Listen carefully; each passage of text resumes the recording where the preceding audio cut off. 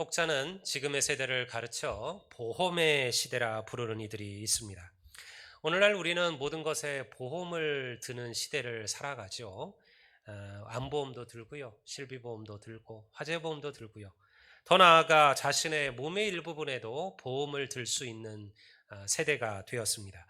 세계 유명한 배우나 가수들 가운데는 자신의 얼굴이나 목소리 혹은 다리에도 수십억의 보험을 들어 놓기도 합니다. 왜 우리는 어찌 될지도 모르는 보험에 가입하는 것일까요? 평생 암에 한 번도 걸리지 않을 이들이 암에 걸릴 이들보다도 훨씬 더 많음에도 불구하고요. 그렇게 된다면 그동안 넣은 보험료가 무용지물이 되지 않습니까? 그럼에도 암보험 하나 가지지 않은 이들이 드문 시절이 되었지요. 그것은 우리가 우리의 연약함과 미래에 대한 두려움에서부터 오는 것들입니다. 누구도 우리가 살아갈 인생의 길을 알지 못하기 때문에 그렇습니다. 저도 좋은 보험을 드는 것을 적극 추천을 해요. 이왕 드실 것이면 우리 성도들 가운데 보험 드시는 분이 계시면 그분들을 통해서 들으십시오. 그게 여러분들 성도의 나눔 아니겠습니까? 보험은 믿음과는 별개의 문제죠. 어떤 목사님이 제가 암보험을 하나 들었다니까 그런 얘기를 하는 거예요. 목사가 무슨 믿음 없게 보험을. 아니, 목사는 암에 안 걸리나요? 성도들은 교통사고를 안 당하시나요? 성도들은 아무런 사고가 일어나지 않나요? 그건 아니거든요. 그거는 그냥 누구에게든 다가올 수 있는 일들이죠. 그래서 인류가 존재하는 한 보험회사는 망하지 않을 것이라고 얘기를 합니다. 인간은 여전히 우리의 미래를 알지 못하기 때문에 그렇습니다. 제가 왜 이 보험 얘기를 하고 있느냐? 인간은요, 본질상 다양한 무엇인가에 발을 걸치고 살아가야 안전하다고 느껴요. 보험도 들어놓고, 은행 잔고도 든든하고, 열심히 운동해서 몸도 관리하고, 인맥 관리도 잘 해놓으면, 비로소 내가 안전하다 느낀다라는 겁니다. 예수님의 비유에 나왔던 어리석은 부자도 그러하지 않았습니까? 그가 모든 창고를 새로 짓고 그리고 자기가 소출한 그 풍성한 소출들을 그 창고에 쌓아둔 후에 그가 무엇이라고 얘기합니까? 내 영혼아, 이제 먹고 마시고 즐거워하자. 이게 그 부자가 한 얘기예요. 그는요, 자기가 쌓아둔 그 소출이 이제 자기를 안전하게 해줄 것이라 믿었다라는 거죠. 주님께서 그 어리석은 부자에게 무엇이라고 말씀하십니까? 이 어리석은 자야, 오늘 밤 내가 너의 영혼을 데려간다면 네가 쌓아둔 그 모든 것이 누구의 것이 되겠느냐? 이 부자가 왜 어리석은 부자일까요? 물질을 많이 거두었다는 거, 돈을 많이 벌었다는 거, 그가 많은 것을 쌓아두었다는 거, 그것이 문제가 아니에요. 그는 그것 때문에 자기의 영혼이 안전할 것이라 믿었다라는 거예요. 여러분, 우리의 영혼은 세상의 것들로 안전해지는 게 아니에요. 그것이 우리를 지켜주지 못하는 거예요. 사랑하는 성도 여러분, 진정한 평화와 진정한 안식은 세상의 것에 오는 것이 아닙니다. 우리가 믿음 안에 하나님을 신뢰하고 하나님을 바라본다면 그 안에서 진짜 행복과 기쁨을 우리는 누리며 살아가게 될 줄을 여러분 믿으시기를 주의 이름으로 축원합니다. 바로 그 말씀이 오늘 우리가 읽은 잠언 3장 5절과 6절의 말씀이에요. 잠언 3장 5절은 이렇게 기록하고 있습니다. 너는 마음을 다하여 여호와를 신뢰하고 내 명철을 의지하지 말라. 우리가 다른 무엇인가를 신뢰하고 의지하고 살아가면 하나님으로부터는 멀어질 수밖에 없어요. 성경은 이 다른 것을 우상이라고 부릅니다. 하나님께서는 모세를 통해서 시내산에서 10가지 계명, 10계명을 주셨습니다. 그리고 그 1에서 4계명까지는 다 뭐냐면 우상 숭배와 관련된 계명이에요. 나 외에 다른 신을 두지 말라, 다른 신을 섬기지 말라, 그리고 다른 신에게 우상에게 절하지 말라. 그리고 안식일을 거룩하게 지키라. 우상을 금지하라는 것이죠. 이스라엘 백성들이 가나안 땅에 들어가 그들이 바알과 아세라와 같은 우상을 섬기게 되자 그들은 하나님으로부터 멀어지게 됩니다. 무엇이 우상일까요? 오늘 현대를 살아가는 우리들에게 과연 우상이라는 말이 의미가 있을까요? 물론 우리는 더 이상 옛날 고대 사람들처럼 돌이나 나무로 우상을 깎아 만든 그런 우상을 섬기지는 않습니다. 구약의 백성들이 바알과 아세라와 같은 우상을 섬겼다면 오늘날 현대인들은 또 다른 이름으로 포장된 또 다른 우상들을 섬기며 살아가고 있어요.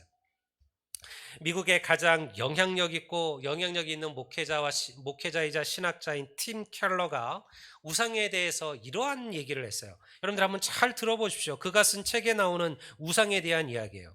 우상이란 우리가 하나님보다 더 중요하게 여기는 것들, 우리가 하나님보다 더 마음을 쏟는 것들, 오직 하나님만이 주실 수 있는 것들을 줄 것이라고 기대하는 모든 것들, 그것이 바로 우상이다. 우리가 온 마음을 빼앗긴 대상, 그래서 아무 생각 없이 모든 열정과 감정, 돈을 쏟아붓는 대상, 그것이 바로 거짓신이다. 우리가 하나님보다 더 행복과 삶의 의미, 정체성의 근원으로 삼는 대상, 그것이 바로 우상이다. 이 팀 켈러가 현대인들이 갖고 있는 우상을 아주 잘 설명했어요. 우상은 단순합니다. 우리가 하나님보다 더 마음을 쏟는 거, 우리가 하나님보다 더 귀히 여기는 거, 우리가 하나님보다 더 의미를 두고 있는 거, 그것이 오늘날 우리들의 우상이라는 거예요. 모든 인간들은 각자의 우상을 붙들고 살아가요. 때로는 야망으로, 때로는 행복으로, 때로는 신념으로 여러 가지 가치와 의미로 포장되어서 인간의 삶을 하나님으로부터 멀어지게 만드는 것들이 있어요. 그것이 바로 현대 우상들이에요. 물론 우리 모두는 무엇인가를 더 좋아하고, 더 즐거워하고, 더 사랑하고, 더 누리며 살 수는 있습니다. 어떤 것에 마음을 두고 물질을 투자하고 시간을 투자하죠. 그것이 나쁘다는 게 아니에요. 그런데 만약 그러한 것 때문에 하나님으로부터 멀어지고 예배를 등한시하고 말씀과 기도의 삶을 잃어버리게 된다면 그것은 우리도 알지 못하는 사이에 우상이 되고 거짓 신들이 되어버린다는 거예요. 오늘날 여러분들, 우리 모두는 이런 우상들을 다 하나씩은 갖고 있지 않습니까? 우리 모두가 이것 때문에 하나님을부터 멀어지는 것들이 누구에게든 있다라는 거예요. 저는 돈 때문에 하나님을 떠나는 이들을 너무나 많이 봤습니다. 물질 때문에, 돈 벌기 위해서, 돈을 버는 일을 위해서, 그래서 그것 때문에 하나님을 멀리하고 하나님을 떠나게 돼요. 물질은 좋은 거죠. 귀한 겁니다. 물질이 풍성해지면요, 그 물질을 가지고 우리는 얼마나 많은 일을 할 수 있는지 몰라요. 선교사들을 보내고, 그리고 하나님의 복음을 전하고, 가난한 자들을 돕고, 어린이들을 섬기고, 그 물질을 통하여 주의 일을 할 수 있어요. 하지만 돈과 물질이 우리의 삶의 목적이 되는 그 순간, 그것은 하나님의 자리를 대신하는 거짓신이 되어버린다라는 거예요. 물질만 그렇겠습니까? 어떤 이들에게는 권력이 우상이죠. 정치가들에게, 여러분들 그것을 꿈꾸는 자들에게 그들은 평생 그 권력, 그 정치, 그 권력을 위하여 자기의 모든 것을 바쳐요. 그것은 그들에게 우상이 된다는 거예요. 그러면 우리는 여기서 근원적인 질문을 던져야 하죠. 왜 이스라엘 백성들은 하나님을 버리고 거짓 신인 바알과 아세라와 같은 우상을 섬겼을까요? 이유는 간단합니다. 그들이 하나님이 어떤 분이신지를 제대로 알지 못했다라는 거예요.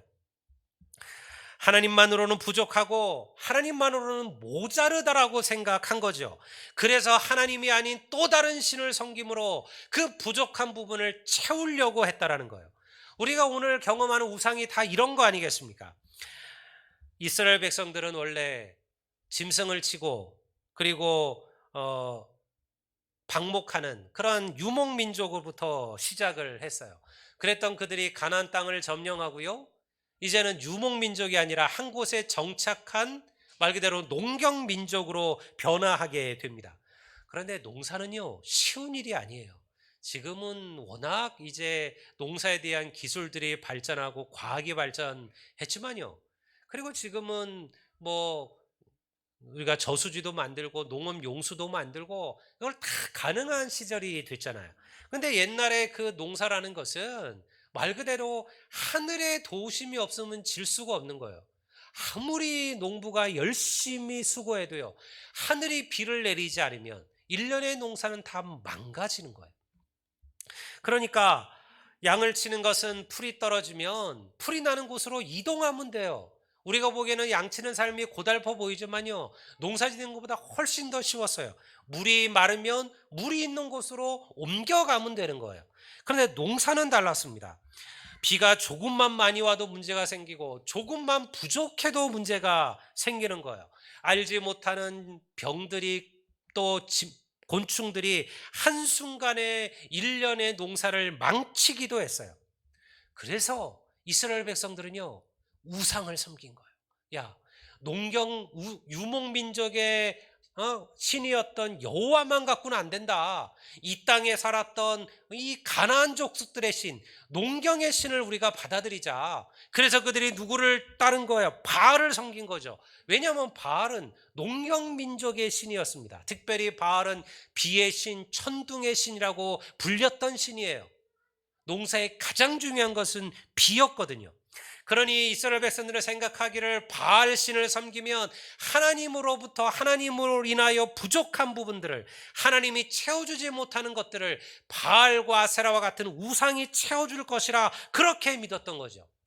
하나님께서 어떠한 전능하신 손과 팔로 그들을 애굽으로부터 끌어내셨으며, 그리고 홍해를 마른 땅처럼 건너게 하셨으며, 40년 동안 광야에서 그들로 하여금 굶주리지 않게끔 먹이시고 입히셨는지를 그들이 까마득하게 잊어버린 거예요.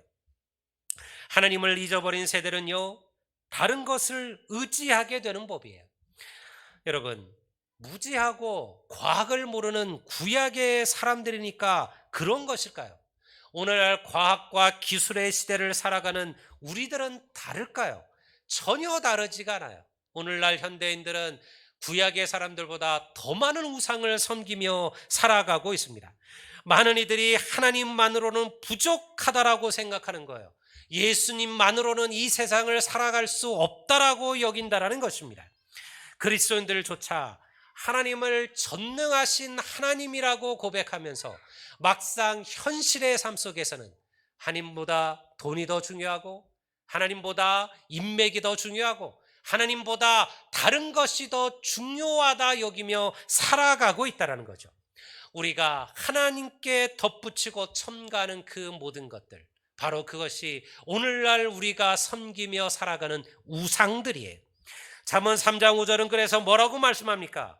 너는 우상을 섬기지 말라라는 거예요.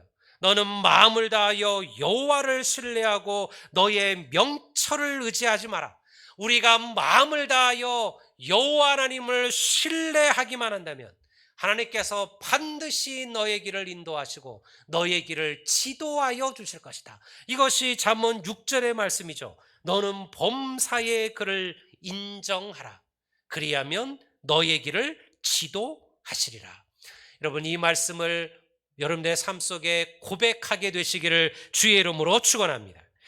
사랑하는 성도 여러분, 예수만으로, 하나님만으로 충분한 인생들이 되시기를 간절히 바랍니다.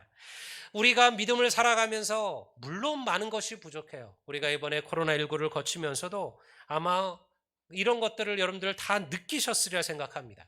저는 오히려 이 코로나19가 성도들에게 우리의 영적인 것을 바라보게 하는 좋은 계기가 되었다라고 생각해요. 많은 이들이 이 시간들을 거치면서 인간의 과학, 인간의 기술, 인간의 힘으로 할 수 없는 일들이 너무나 많다는 것을 깨닫게 된 거죠. 우리가 얼마나 연약하고 무기력할 수 있는 것도 경험하게 되었어요. 앞으로 이것보다 더 어렵고 더 무서운 그런 것들이 우리의 삶에 또 밀려올 수 있다는 것도 우리는 알게 된 거예요. 그래서 여러분, 성도는 하나님으로 사는 거예요. 우리가 하나님을 알기 전에는 복음이 아닌 다른 것을 붙들고 그것을 의지하며 살아가는 것이 당연한지도 몰라요. 물질이나 권세나 힘이나 세상적인 쾌락이나 즐거움을 의지하고 그것을 바라보며 살아가는 것, 하나님 모르는 이들에게는 당연한 일인지도 모르죠. 하지만 죄의 길을 떠나고 이제 예수를 나의 구주로 고백하고 믿음의 백성으로 살아가면서, 그러면서도 여전히 우리가 하나님이 아닌 다른 것에 마음을 두고 다른 것을 의지하며 살아간다면 그것은 문제라는 거예요. 저는 목회를 하면서 수많은 유혹과 싸웁니다. 다른 사람들의 칭찬과 평판에 대한 유혹에 흔들리기도 하죠. 주님의 칭찬과 주님의 마음이 아니라 사람들의 칭찬, 사람들의 마음에 들고자 하는 유혹들이 저에게도 있죠. 성과주의에 대한 유혹도 있어요. 부흥을 바라지 않는 목사는 없습니다. 교회가 성장하는 것을 싫어하는 목회자도 없습니다. 하나님의 교회는 끊임없이 부흥되어야 되며 성장해야 돼요. 이것은 하나님께서 바라시는 바예요. 하지만 그것이 목표가 되고 그것이 대상이 되는 순간 부흥은 또 다른 우상이 되어져 버리는 거예요. 오늘날 부흥을 우상으로 삼은 교회들이 얼마나 많습니까? 우리가 이번에 이 어려운 시간을 거치면서 이것을 보게 된 거예요. 교회가 무엇을 우상으로 삼고 살았는가? 많은 교회들이 물질이 우상이 되었습니다. 많은 교회들이 부흥이 우상이 된 거예요. 그래서 사람들의 안전이나 다른 이들의 존엄보다, 그들의 생명보다 여러분 그들의 부흥이 그들의 우상이 되어져 버린 거예요. 우리가 그런 교회들을 본 거죠. 오늘날 많은 교회들이 수적인 성장을 부흥의 근거로 삼아요. 어떠한 방법으로든 교회와 성도들의 수를 늘리면 부흥되었다라고 믿게 되었다라는 거예요. 저는 그것이 진짜 부흥일까요? 복음이면 충분하고 예수면 충분하다라고 말해야 되는데 성도들조차 과연 복음이면 충분하고 예수면 충분할까라는 의심을 하고 있다라는 거죠. 말씀으로 사람을 변화시키고 예배로 심령을 변화시키는 것은 뭔가 고루하고 진부하다고 여기고 있다라는 것입니다. 뭔가 새로운 이벤트들을 하고 뭔가 좀 행사들을 하고 뭔가 좀 특별한 것들을 하고 경영을 도입하고 효율적인 방법들을 끌어내고 그래서 하나님의 교회를 세워가야 된다라고 생각한다라는 거예요. 기도와 말씀을 붙들고 살아가는 것만으로는 남들보다 뒤처지고 있다라고 생각한다는 거예요. 그래서 우리는 끊임없이 무엇인가를 첨부하고 우리는 끊임없이 무엇인가를 덧붙이는 거예요. 사랑하는 성도 여러분, 우리는 다시 믿음으로, 은혜로, 복음으로 돌아가야 될 줄을 믿습니다. 우리를 변화시키는 것은 다른 것들이 아니에요. 예수만으로 충분하다라는 믿음의 고백이 우리 가운데 일어나야 될 줄을 여러분 믿으시기를 주의 이름으로 축원합니다. 우리가 마음을 다하여 하나님을 신뢰하고 범사의 주님을 인정한다면 하나님은 반드시 우리의 길을 지도하시고 인도하여 주실 겁니다. 저는 이런 이들의 이야기들은 얼마든지 얘기할 수 있어요. 하나님을 바라보고 하나님을 신뢰했더니 하나님께서 그들의 삶을 어떻게 변화시키고 그들의 삶을 어떻게 인도하셨으며 그리고 그들이 꿈꿨던 것보다도 더 아름답고 더 복된 길을 그들에게 열어주었는지, 이런 이들의 이야기는요, 이런 사람들은 제 주위에도 얼마든지 있습니다. 저의 삶도 마찬가지고 여러분들 제가 아는 수많은 이들이 그러한 믿음으로 그들의 길을 걸어왔다라는 거예요. 예수를 나의 구주로 고백하는 이들에게 하나님의 말씀과 복음에 다른 무엇이 필요할까요? 여러분, 이것이 고루한 얘기인가요? 이것이 진부한 얘기인가요? 여러분, 말씀과 기도가 아니라 다른 그 무엇이 우리를 부흥의 길로 인도할 수 있다고 우리는 생각하고 있는 것인가요?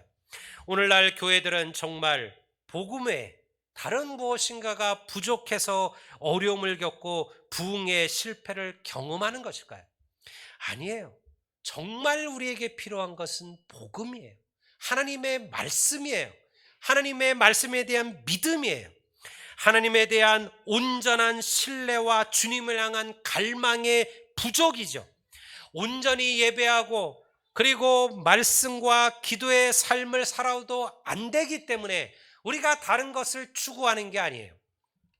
우리가 온전한 말씀과 기도의 삶을 살아본 적이 없기 때문에 우리는 여전히 세상의 것을 찾고 세상의 것을 구하고 세상의 것을 의지하며 살아가는 거예요. 그럴수록 부흥은 우리에게서 멀어지는 거예요. 시편 145편 3절은 이렇게 고백합니다. 여호와는 위대하시니 크게 찬양할 것이라. 그의 위대하심을 측량하지 못하리로다. 시편 71편 19절도 하나님에 대하여 이렇게 얘기하죠. 하나님이여 주의 의가 또한 지극히 높으시니다. 하나님이여 주께서 큰 일을 행하셨사오니 누가 주와 같으리이까. 어쩌면 우리가 하나님이 아닌 다른 것들을 의지하며 살아가고 다른 것에 마음을 두며 살아가는 이유는요, 하나님이 누구신지를 제대로 모르기 때문에 그래요. 하나님께서 우리들을 위하여 어떠한 일을 행하실 수 있으시며 어떠한 일을 행하셨으며 어떠한 일을 행하실 것인지를 우리가 제대로 믿지 못하기 때문에 그렇습니다. 우리가 가진 그 어떤 지혜와 그 명철로도 하나님의 위대하심을 측량할 방법이 없어요. 그러니 여러분, 세상의 알량한 것에 여러분의 전부를 걸지 마십시오. 그것이 여러분들을 안전하게 해줄 것이라 믿지 마십시오. 하나님을 바라보시고 하나님을 신뢰하시고 하나님을 의지하십시오. 주께서 우리의 길을 인도하여 주실 것임을 믿습니다. 하나님께서 어떤 분이신지를 우리가 제대로 알기만 한다면 우리는 주님만으로 충분하다 고백하시게 될 겁니다. 여러분의 인생의 주인은 누구신가요? 여러분의 마음의 주인 된 자리에는 무엇이 혹은 그 누가 앉아 계신가요? 돈이, 물질이, 세상의 즐거움이, 힘 있는 다른 사람들이 그 주인의 자리를 차지하게 만드셔서는 안 돼요. 오직 예수 그리스도만이 내 삶의 주인이 될 때 비로소 우리는 주님만으로 만족하며 비로소 우리는 주님만으로 행복하다라고 고백할 수 있는 그런 인생이 될 줄을 믿습니다. 우리 모두는 여전히 걸어가는 우리의 인생길은 분명하지 않습니다. 아까 말한 것처럼 우리는 연약하죠. 내 인생의 길 앞에 어떤 일이 펼쳐져 있는지 사실은 누구도 깨닫지 못해요. 알지 못해요. 지금은 잘 나가는 것 같고 지금은 승승장구하는 것 같지만 어느 한순간에 우리의 삶이 나락으로 떨어질지 그 누가 알까요? 반면에요, 지금은 어렵고 지금은 고달프고 지금은 바닥에 있는 것 같지만 그러나 어느 한순간 우리의 삶이 변화될지 또 누가 알겠습니까? 제가 어제 인터넷을 좀 보다가 아주 멋진 글귀 하나를 발견했어요. 그 이야기는 미국의 철강왕이었던 그 카네기의 일화 속에서 나온 글이라고 하더라고요. 그 이야기가 뭐 진짜인지 것인지는 모르겠지만요. 어쨌든 그 문구가 제 마음을 사로잡았어요. 이 카네기가 어렸을 때, 젊었을 때 세일즈맨으로 일합니다. 카네기는 대단히 가난한 집에 태어났어요. 그래서 그가 할 수 있는 일은 세일즈맨이 전부였어요. 집집을 타나다니면서 물건을 팔았는데요. 이게 쉬운 일이 아니잖아요. 고달프고 힘들고 어려웠어요. 그리고 여러분들 뭐 물건을 판 만큼 수익을 거두기 때문에 어떨 때는 빵 한 조각 살 수 없는 그런 수입으로 한 달을 살 때도 있었다고 해요. 그런데 이 카네기가 어느 날 한 시골에 사는 어떤 노인의 집을 방문했는데요. 그 노인의 집에 걸린 그림 하나를 보고 그리고 글귀를 보고 이 카네기가 큰 도전을 받았어요. 그게 뭐냐면요, 그 그림에는 바다와 그리고 그 해변이 펼쳐져 있는데 그 해변에 다 낡아지고 그리고 커름한 그러한 그 모래바디 위에 배 한 척이 그 해변에 그 모래바디에 쓸쓸히 버려져 있었습니다. 그런데 그 밑에 이러한 글귀가 써 있었어요. 그림만 봐서는 절망적인 그림이잖아요. 배는 바다 위를 항해해야 되는데 그 배가 지금 모래바디 위에 그냥 완전히 버려져 있는 거죠. 근데 그 밑에 작은 글귀가 이렇게 써 있었다 그래요. 밀물이 들어오는 날, 밀물이 다시 들어오는 날, 나는 다시 바다로 나아가리라. 그러니까 이 그림은 절망을 그린 게 아니에요. 희망을 그려는 거죠. 지금은 내가 마치 바다 위에 모래바디 위에 던져진 초란 배와 같지만 언젠가 물이 다시 들어오게 되면, 언젠가 바다가 밀물이 다시 들어오게 되면 나는 다시 그 물결을 타고 바다로 나아갈 것이다. 카네기가 이 그림을 보고 감동을 받았어요. 그래서 그 노인을 매일같이 찾아가 졸랐다고 그래요. 이 그림을 꼭 저에게 주십시오. 어르신께서 돌아가시는 그날, 지금 줄 수 없다면 어르신께서 세상을 떠나시는 그날 이 그림을 저에게 주십시오. 제가 가장 귀하게 간직하겠습니다. 그리고 그 노인이 이 카네기의 감동을 받고요. 그 그림을 주었다 그래요. 그리고 카네기가 나중에 세계 가장 큰 부자가 된 철강왕이 된 다음에도요. 그의 사무실에 항상 그 그림이 걸려 있었다 그래요. 밀물이 들어오는 날 나는 다시 바다로 나아가리라. 오늘날 지금 우리나라와 우리 각 성도들 우리의 삶 속 교회에게 필요한 게 바로 이런 구절이 아닌가 싶어요. 여러분, 그 밀물은요 그냥 밀물이 아니에요. 하나님의 은혜요 하나님의 말씀인 줄로 믿습니다. 우리의 삶 속에 그 하나님의 말씀이 밀려 들어오면 여러분 우리는 바다를 항해하게 될 거예요. 낙심하지 마시고 절망하지 마시고 하나님을 의지하십시오. 주님을 바라보십시오. 힘들고 어려울수록 주님의 손을 붙드십시오. 하나님께서 반드시 우리의 길을 가장 복된 길로 가장 은혜의 길로 인도하여 주실 것임을 믿습니다. 이제 우리 다 같이 일어나시겠습니다.